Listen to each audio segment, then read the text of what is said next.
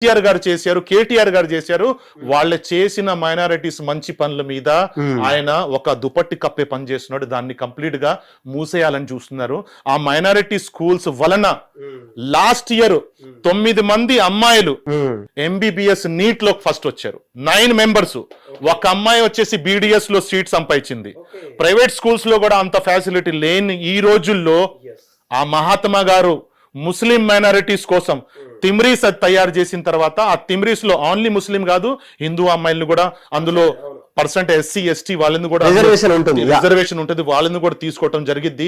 కానీ ఇటువంటి పని అండి ఈ రోజు వరకు తెలంగాణలో, నాట్ ఓన్లీ తెలంగాణ, మీరు హోల్ ఇండియాలో ఒక్క స్టేట్ లో చూపించండి ముస్లిం మైనారిటీ కాలేజెస్ గానీ ముస్లిం మైనారిటీ సొసైటీ గానీ చేసిన స్టేట్ తెలంగాణలో కేవలం బీఆర్ఎస్ తప్ప ఏ పార్టీ చేయదు. వాళ్ళు చేసే అంత సీను లేదు, ఎందుకంటే వాళ్ళ మనసులో ఆర్ఎస్ఎస్ ఐడియాలజీ ఉంది కాబట్టి. ఓకే సార్, ప్రధానంగా చెప్పండి. హైదరాబాద్ అనగానే ఎలక్షన్స్ అనగానే మనకు ప్రధానంగా 3-4 పార్టీలు గుర్తుకొస్తుంటాయి సార్. ప్రధానంగా ఒకటి ఏఐఎంఐఎం కదా, మజ్లిస్ ఒకటి, ముస్లిం ని రిప్రజెంట్ చేసేటువంటి కమ్యూనిటీ లేదంటే పార్టీ అని చెప్పుకోవచ్చు, లేదా బీఆర్ఎస్, కాంగ్రెస్, బీజేపీ. ఈ 4 పార్టీలు ప్రధానమైనటువంటి పార్టీలు ఉన్నప్పుడు ఇతర పార్టీలు ఉండొచ్చు, ఉండకపోవచ్చు. కానీ హైదరాబాద్ లో ఎంపీ కావచ్చు, ఎమ్మెల్యే కావచ్చు, ఎమ్మెల్సీ స్థానాలు కావచ్చు. ఈ జూబ్లీ హిల్స్ ఉప ఎన్నికకు సంబంధించినటువంటి మీరు చెప్పుకునేటువంటి 1,00,000 ఓట్లు మాయే ఉన్నాయి, మేమే రిప్రజెంట్ చేస్తాం, మా ఓట్లు పడగానే ఎవరు వేసినా ఎవరు వేయకపోయినా మేము ఓట్లు వేస్తే గెలిచినటువంటి గవర్నమెంట్స్ ఉన్నాయి, గెలిచినటువంటి ఎమ్మెల్యేస్ ఉన్నాయని మీరు చెప్తున్నారు యాజ్ ఎ సోషల్ యాక్టివిటిస్ట్ గా. మరి ఆ పార్టీకి ఉన్నటువంటి నాలెడ్జ్ కావచ్చు, ముస్లిం పట్ల ఉన్నటువంటి ప్రేమ ఏఐఎంఐఎం పార్టీకి ఎందుకు లేదంటారు? అభ్యర్థి ఎందుకు పెట్టలేదంటారు? అది చెప్పండి మీరు ఫస్ట్. ఒక మాట చెప్తానండి సురేష్ గారు, ముస్లిం కి రీప్రజెంట్ చేసే పార్టీ ఏ పార్టీ లేదండి. ఓకే. ముస్లిం కి ఓనర్ అనేవాడు ఎవ్వరు లేరండి. ఓకే. మనం డెమోక్రటిక్ మనం ఉన్నాం, మనకు ఫండమెంటల్ రైట్స్ ఉంది. ఒకవేళ ముస్లిం కి ఎవరైనా రీప్రజెంట్ చేసే వాళ్ళు ఉన్నారు, హిందువుల్ని రీప్రజెంట్ చేసే వాళ్ళు ఉన్నారంటే మరి కాన్స్టిట్యున్సీ ఎందుకండి? మాకు ఒకళ్ళకి బానిసై ఉన్నట్టే కదా మరి. మాకు ఇదిగోండి ముస్లిం ధర్మగురు అనేది, ముస్లిం ధర్మగురు అనే వాళ్ళు ఉన్నారు. దాన్ని ముఫ్తీ అంటారు, ఒలమాయే దీన్ అంటారు. ఎవరైతే 1947 మనకు ఫ్రీడమ్ ఫైటర్స్ లో వాళ్ళ ప్రాణాలు పోయినాయో లక్షల మంది ఆలింలు, ముఫ్తీ ఆలింలు ముందు వాళ్ళకొచ్చి వాళ్ళ ప్రాణాల్ని తగ్గించే వాళ్ళు ముస్లిం ధర్మ గురువులే గాని, ముస్లిం ధర్మ గురువు అనేవాడు ఈ దేశం కోసం ప్రాణం ఇచ్చేవాడు, వాడు ధర్మ గురువు అండి. పొలిటికల్ ఫండాలో పొలిటికల్ ఇమేజ్ సంపాదించుకుంటానికి రీప్రజెంట్ చేసేవాడు వాడు ముస్లిం ధర్మ గురువు అస్సలు కాడు. ఒక మాట చెప్తానండి, ఇక్కడ పార్టీ అంటున్నారు, సరే ఓకే, మరి ఇక్కడ పార్టీ ఉన్న సీట్లు ఎన్ని ఉంటాయి మీకు తెలుసు, అన్నీ ఉంటాయి, దానికన్నా ఒకటి కూడా ఎక్కువ పోవు. అవును. సరే మరి వేరే చోట సీమాంచల్లో గానీ యూపీ బీహార్లో గానీ ఎక్కడెక్కడో జరుగుతూ ఉంటాయి, మరి అక్కడ కూడా ముస్లిం సోదరులు ఉన్నారు, వాళ్ళని ఎందుకు రీప్రజెంట్ చేయట్లేదు? మరి వాళ్ళని ఎందుకు ఒప్పుకోవట్లేదు? ఈయన ఎందుకు యాక్సెప్ట్ చేయలేదు? ముస్లిం రీప్రజెంట్ చేసేవాడంటే మొత్తం ఇండియాలో ఆయన్ని ఫాలో అవుతారు. వాళ్ళు ముస్లిం రీప్రజెంట్ చేసేవాళ్ళు. అది ఈయన కాదు, అది ఉలమాయే దీన్ అంటారు, మా ఇస్లాం ధర్మంలో ముఫ్తీ అంటారు. వాళ్ళు డిబేట్ లో రారు, వాళ్ళు మీడియాలో రారు, వాళ్ళు స్క్రీన్ ముందుకు రారు, వాళ్ళు పొలిటికల్ డైస్ మీద వాళ్ళు నిలబడరు, వాళ్ళు పూలదండలు వేసుకోరు. వాళ్ళు మా ముస్లిం ధర్మ గురువులు. ఓకే. తప్ప ఎవరైతే మీడియాలోకి వచ్చి ధర్మ గురు అని చెప్పుకుంటారో అబ్సల్యూట్లీ అది తప్పండి. ముస్లిం కి ధర్మ గురు అనే అతను ఉలమాయే దీన్, ఫ్రీడమ్ ఫైటర్స్, వాళ్ళ ఫ్యామిలీలోంచి ఇయ్యాల కూడా ఉన్నారు. వాళ్ళు కంప్లీట్ గా మా సాంప్రదాయం ప్రకారం మమ్మల్ని నడిపించే వాళ్ళు కాదండి, వాళ్ళు ఏ పాలిటిక్స్ ఫీల్డ్ లో రారు. ఓకే సార్, ప్రధానంగా చెప్పండి. ముస్లిం కమ్యూనిటీని రిప్రజెంట్ చేసేటువంటి సల్మాన్ ఖాన్ ఒకరు హైదరాబాద్ నుంచి, హెచ్వైసి నుంచి, నాంపల్లిలో ప్రముఖమైనటువంటి లీడర్. నేను పేరు చెప్పదలుచుకోవట్లేదు. ఇవాళ మినిస్ట్రీ ఇస్తాం, ఇప్పుడు ఎమ్మెల్సీ ఇస్తాం, లేపు ఇస్తాం అని చెప్పేసి తనను ప్రత్యక్షంగా పరోక్షంగా ఓడగొట్టడానికి ట్రై చేస్తుంది కాంగ్రెస్ పార్టీ. నేను లీడర్ పేరు చెప్పాను, ఎందుకంటే చెప్తే ఏమైనా అవుతుంది. ఎలా వీరిద్దరు పర్స్పెక్టివ్ చెప్పండి సార్. ఒకరేమో కాంగ్రెస్ పార్టీనే నమ్ముకొని ఆ ఎంఐని ఒక బూచిగా చూపించి, లేదంటే మీకు ఏ పార్టీ ఉంటే ఆ పార్టీలో సంకనాకడానికి మాత్రమే వీళ్ళు వెళ్తారని చెప్పేసి ఏఎంఐఎంని తిట్టేటువంటి ఒక నాయకులు అయితే, నాంపల్లి నుంచి ఒక రిప్రజెంట్ అయితే, హైదరాబాద్ హెచ్వైసి నుంచి రిప్రజెంట్ చేసేవాళ్ళు సల్మాన్ ఖాన్. తన మనసు మార్చుకున్నారా, లేదంటే తను అక్కడే కాంగ్రెస్ చెట్టు కింద కూర్చొని ఉన్నారా? వీళ్ళిద్దరి గురించి చెప్పండి, మీరు ఆ వైఖరి చెప్పండి. Both are from Muslim community ఐసే, నేను చెప్పగలుగుతా. అయితే ఇందులో ఇంకో మాట ఉందండి. కొంచెం మనం ముందుకెళ్తే ఇదే ఎమ్మెల్యే ఎలక్షన్ టైంలో మొహమ్మద్ అజరుద్దీన్ కంటెస్ట్ చేశాడు. ఓకే ఓకే, జూబ్లీ హిల్స్ కి. తను ముస్లిమే, ఓకేనా. ఇప్పుడు నవీన్ యాదవ్ కంటెస్ట్ చేస్తున్నాడు, మరి మహమ్మద్ అజరుద్దీన్ కంటెస్ట్ చేసేప్పుడు ముస్లిం సోదరులు వచ్చి రీప్రజెంట్ చేయలేదే? ఓకే, అప్పుడు ఎందుకు చేయలేదు? అప్పుడు ముస్లిం అని అనిపించలేదా? అంటే కాంగ్రెస్ లో వాళ్ళ చేయబడి సంకల్ నాకితే అప్పుడు తెలిసిందా అచ్చా ముస్లిమ్స్ మనం ఇప్పుడు వీళ్ళకి సపోర్ట్ చేయాలని? ఓకే. సో అక్కడ నుంచే ఈ గారడి నడుస్తుంది. ఈ రెండు కూడా మీకు చెప్తాను. హెచ్వైసి అంటారా, హెచ్వైసి తను పెద్ద గారడిగాడు. సో తను పేద జనాల్ని మోసం చేసి డబ్బులు మన ఫలస్తీన్ లో గాజాలో జరిగిన దాని గురించి ఫండ్ రికవరీ చేసి ఈ రోజు వరకు అక్కడ ఫండ్ పోలేదు. ఒక మాట చెప్తాను, ఫస్ట్ డబ్బులు మొత్తం సంపాదించిన తర్వాత ఈ రోజుల్లో ఎలా జరుగుతుందండి, ఒక దొంగలా ఒక క్రియేట్ అవుతాడు, డబ్బు సంపాదిస్తాడు దొంగతనంతో. డబ్బు సంపాదించిన తర్వాత ఆ డబ్బుని ఎలా కాపాడుకోవాలి, డబ్బుని కాపాడుకోవాలనుకుంటే RBI bank, SBI bank, HDFC, ICICI bank కాదు, political bank. Okay, politician, MLA support, ఎంపీలు సపోర్టు, లేదంటే ఈ దొంగతనంతో సంపాదించిన డబ్బుల్ని కాపాడాలనుకుంటే తను ఒక పొలిటికల్ ఫీల్డ్ లోకి అడుగు పెట్టాలి. అంటే మీరు అర్థం చేసుకోండి, ఈ దొంగ గజ దొంగ అవ్వాలంటే పొలిటికల్ లో పోవాలి. ఓకే. సో హెచ్వైసి కంప్లీట్ గా గజ దొంగ అండవాడు. తను అక్కడ ఓట్ కటింగ్ కోసం వెళ్ళాడా, లేదంటే తను గెలుస్తానికి అవకాశం లేదు. ఎందుకంటే ఆ 1,00,000 మైనారిటీ ముస్లిమ్స్ ఓట్స్ లో ప్రతి ఒక్కళ్ళు 5,000 ఒకలా ఉండవండి. తను ఎవరినైతే రేషన్ కిట్ ఇచ్చాడో అవసరానికి వాళ్ళు ముందుకు వస్తారులే, కానీ మిగతా 1,00,000 మంది అందరికి ఈ హోల్ మన తెలంగాణలో అందరికి ప్రతి ఒక్కళ్ళకి తెలుసు హెచ్వైసి చేసిన దరిద్ర పనులన్నీ వాళ్ళు ఏం చేశారు ఏందనేది. వాళ్ళు కేవలం ముస్లింని అడ్డం పెట్టుకొని, తను ముస్లిం కాబట్టి ముస్లింని తను ట్రంప్ కార్డ్ లా యూజ్ చేసి తను కూడా సంపాదించిన ఆ దొంగ డబ్బుల్ని ఎలా కాపాడుకోవాలి. ఎందుకంటే దాదాపు 25 కేసులు ఎఫ్ఐఆర్లు అయి ఉన్నాయి తన మీద, అవునా కదా. ఒక దొంగని మరి ఈ పెద్ద గజ దొంగ అవ్వాలంటే ఏం చేయాలి ఈ రోజుల్లో? Bad politics. ఓకే. సో తను జూబ్లీ హిల్స్ లో అడిగేశాడు. ముందు తను ఎవరు చేయబట్టుకున్నాడు? ఎంబిటి అంజతుల్లా ఖాన్. ముందు అక్కడికి వెళ్ళి ఆ పార్టీ జాయిన్ అయ్యాడు. తర్వాత అక్కడ వాళ్ళకి అంత ఏదో సీన్ లేదు, వాళ్ళతో వీళ్ళకి పడదు, దొంగలకి వీళ్ళకి పడదని తను బైకాట్ చేశాడు. ఆ తర్వాత వచ్చి పడ్డాడు ఏఐఎంఐఎం దగ్గర. ఏఐఎంఐఎం దగ్గర కూడా ఆ యూపీకి అటు ఇటు చేయటం జరిగింది. సో ఏఐఎంఐఎం కూడా వాడిని కాలుతో కొట్టి సంకనాకింది, అవకాశం ఇవ్వలేదు.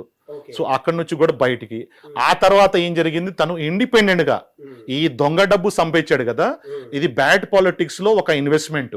ఓకే. ఏ రోజైతే జనాల్లో మార్పు రాదో, బియర్ బాటిల్, బిర్యానీ 2,000 రూపాయలు ఒక ఓటు కోసం ఏ రోజు వరకు తీసుకుంటూ ఉంటారో మన దేశం గాని మన రాష్ట్రం గాని ఎప్పటికీ బాగుపడదండి. ఎందుకంటే వీళ్ళు కేవలం ఆ ఎలక్షన్ గురించి 2,500 2,000 రూపాయలు ఒక మందు బాటిల్, ఒక బిర్యానీ ఆలోచిస్తున్నారు.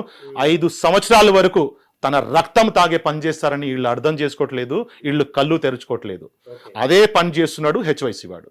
ఎందుకంటే ఒకసారి పేద జనాలు రక్తం తాగే అలవాటైన తర్వాత, దొంగతనానికి అలవాటైన తర్వాత మళ్ళీ తను కామగా కూర్చోలేడు. తనకు ఆ అకామిడేషన్ గానీ, ఆ ప్రయారిటీ గానీ, ఆ మొత్తం పబ్లిసిటీ తనకు అలవాటు అయిపోయింది. ఓకే. ఒక ఎమ్మెల్యే ఉన్నాడండి, ఎమ్మెల్యేకి ఆ చేరు ప్రేమ తనకు. ఎందుకంటే ఆ హోదా అయింది సెక్యూరిటీ, కారు, అసెంబ్లీ, తనకు శాలరీ, ఈ అన్ని కలిపి దాదాపు 3.5 లక్షలు 4 లక్షల వరకు కన్వీనియన్స్, అకామిడేషన్, ఎలక్ట్రిసిటీ బిల్లు అన్ని కలిపి తనకు దాదాపు 3.5 లక్షలు 4 లక్షల రూపాయలు డబ్బులు వస్తాయి. ఆ పోయిన తర్వాత మళ్ళీ పెన్షన్ వస్తుంది వాళ్ళకి. ఎన్నిసార్లు గెలిచాడో అన్నిసార్లు మళ్ళీ పెన్షన్ స్టార్ట్ అయింది. సో వీళ్ళకి ఆ పెన్షన్ శాలరీ ముఖ్యం కాదండి, వీళ్ళకి దొంగ డబ్బు సంపాదించిన డబ్బుని ఎలా కాపాడుకోవాలి, ఈడీతో గాని, సిబిఐతో గాని, ఐటీతో గాని వీళ్ళతో కాపాడుకుంటానికే పార్టీలు జంప్ అవుతారండి. ఎందుకంటే న్యాయంగా నడిచేవాడు ఎప్పుడు, న్యాయంగా ఉండేవాడు ఎప్పుడు ఏ పార్టీలో జంపు కాడు, వాడు ఏ పార్టీలో నిలబడతాడో అదే పార్టీలో చచ్చే వరకు అదే న్యాయంగా మాట్లాడతాడు. కానీ మరి ఆయన మాట్లాడేది ఆపోజిట్ కాంగ్రెస్ కదా, ఎంఐఎం కి సపోర్ట్ మాట్లాడతలేరు, కాంగ్రెస్ కి సపోర్ట్ మాట్లాడుతున్నారు. అంటే బీజేపీ కూడా తను టార్గెట్ చేసినట్టుగా కూడా ఈ మధ్య మనం ఇక్కడ చూస్తలేము. ఓన్లీ కాంగ్రెస్ ఆపోజిట్ ఎజెండాగా వచ్చినటువంటి తను బీఆర్ఎస్ లో, అంటే అది తను కూడా బీఆర్ఎస్ లో జాయిన్ అవుదామని చెప్పేసి ఆ ఇంటెన్షన్ తో లేకుండే, ఏదైతే రిటర్నింగ్ ఆఫీసర్ తన దాఖలా తన దరఖాస్తు ఏదైతే కొట్టేసిన తర్వాతనే జాయిన్ అవుతుంది, దాన్ని ఎలా చూస్తారు మీరు?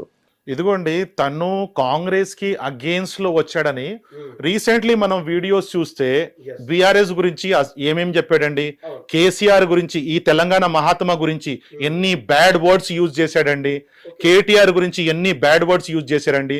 బిఆర్ఎస్ పార్టీ దోచుకునే పార్టీ, 10 సంవత్సరాల్లో వఫ్ ల్యాండ్ దాదాపు 20,000 ఎకరాలు వాళ్ళు దొబ్బేశారు, వాళ్ళు తినేశారు అని ఏమేమో సోషల్ మీడియాలో కానీ ఫుల్ సోషల్ మీడియాలో నడిపించాడు. అవును, నడిపించిన తర్వాత తను ఇండిపెండెంట్ లో దొంగగాడు గజ దొంగగా మారాలి కాబట్టి వాళ్ళని తిట్టాడు.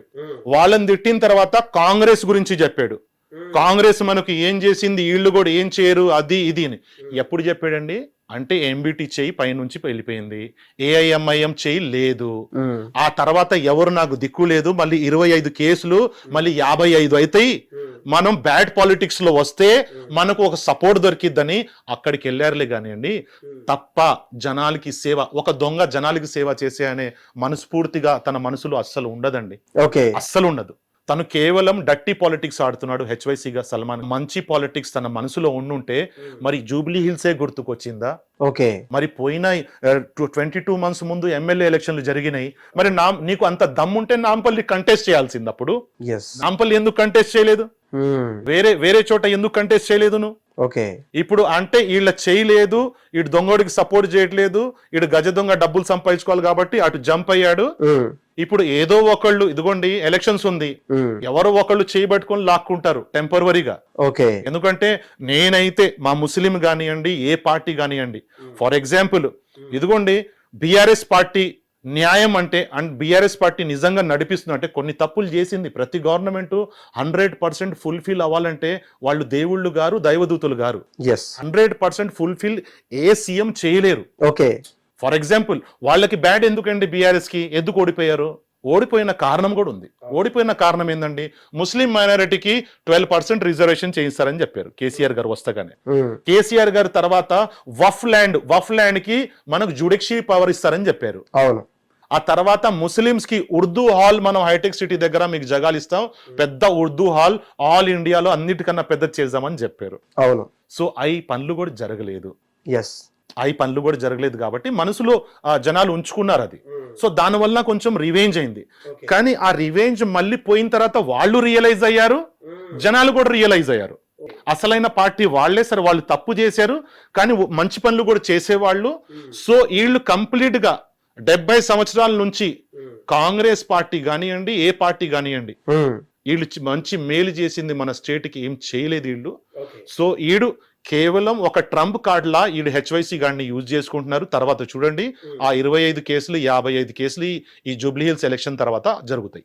ఓకే సార్, మీ రిజర్వేషన్ గురించి మాట్లాడినటువంటి ఏదైతే టాపిక్ ఉందో, అప్పట్లో మీకు ఉన్నటువంటి రిజర్వేషన్ మీకు అంత తెలుసు. కానీ కాంగ్రెస్ వచ్చిన తర్వాత 12 నుంచి సాధిస్తామన్న ఆనాడు బీఆర్ఎస్ గవర్నమెంట్ ఇప్పుడు లేకపోవడం ఒకటి, లేదంటే కాంగ్రెస్ వచ్చిన తర్వాత బీసీలతోటి మీకు కూడా కల్పిస్తామని చెప్పేసి 32 + 10 మొత్తం 42% మీకు ఇస్తామని చెప్పేసి కేవలం పని కట్టుకొని మరి మైనారిటీ కోసం, ముస్లిమ్స్ కోసం లేదా బీసీల కోసం పనిచేస్తుందని చెప్పేసి ప్రజలను నమ్మిస్తుందా, లేదంటే ఇంకేదన్నా ఏం వస్తుందో మాకైతే అర్థం కావట్లేదు ఈ సోషల్ మీడియాలో, ఈ న్యూస్లలో. కానీ నిజంగా బీఆర్ఎస్ పార్టీలో జరిగినటువంటి నష్టాన్ని, బీఆర్ఎస్ హయాంలో జరిగినటువంటి బీసీల నష్టం కావచ్చు, లేదంటే ముస్లింల నష్టాన్ని అంతా కూడా భర్తీ చేసేటువంటి పూచి మాదని చెప్పేసి మిమ్మల్ని కంప్లీట్ కమాండ్ చేస్తూ 42% రాబోతుందని చెప్పేసి కాంగ్రెస్ అంటది. మరి కాంగ్రెస్ పట్ల ముస్లింకి ప్రేమ ఉన్నట్లే కదా సార్, మీరు ఎలా మాట్లాడతారే సార్? ఇది కాంగ్రెస్, ఒక మాట చెప్తానండి, బెంగళూరులో, కర్ణాటకలో సేమ్ అబద్ధాలు చెప్పే అక్కడ నుంచే మొదలైంది. ఈ అబద్ధాలు స్టార్ట్ అవ్వటమే బెంగళూరు అండి, కర్ణాటక స్టేట్ లో. కర్ణాటక స్టేట్ లో ఈ అబద్ధాల వలన ఈ అబద్ధాలు గ్యారంటీలు, ఫ్రాడ్ గ్యారంటీలు జనాల ముందు ప్రజెంట్ చేశారండి. ఒక మాట చెప్తానండి, పేద జనాలు కోరుకునేది ఏందండి, మాకు ఇల్లు లేదు, రెంటింట్లో ఉన్న ఒక సొంత ఇల్లు గవర్నమెంట్ ఇచ్చిద్దేమో, ఆ ప్రామిస్ చేశారు. తర్వాత మాకు బస్సులు ఫ్రీ చేస్తారన్నారు, లేడీస్ వర్క్ చేస్తానికి, లేబర్, మిడిల్ క్లాస్ వాళ్ళకి మంచిగా ఇద్దని వాళ్ళు నమ్మారు. తర్వాత ప్రతి లేడీస్ అకౌంట్ లో, ప్రతి ఆడపడుచుకి 2500 రూపీస్ అకౌంట్ లో పడిద్దని పేద జనాలు నమ్మారు.